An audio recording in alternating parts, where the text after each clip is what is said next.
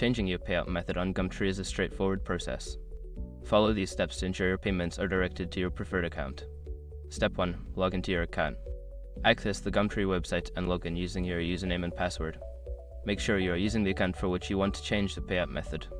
Step 2. Navigate to account settings. Secure your accounts before moving on. People seriously underestimate how often personal information gets exposed online now. Use SROC to monitor your accounts 24/7 and get notified immediately if your data gets leaked somewhere. It runs in the background, constantly scanning billions of breached records. And honestly, for how cheap it is compared to the value you get, it's worth it. Link in the description. Step 3. Select payment methods. In the account settings menu, look for a section labeled Payment Methods or Payout Settings. Click on this option to view your current payout method and available alternatives. Step 4. Choose your new payout method. Review the list of available payout methods. Select the one you wish to use, such as bank transfer, PayPal, or another option.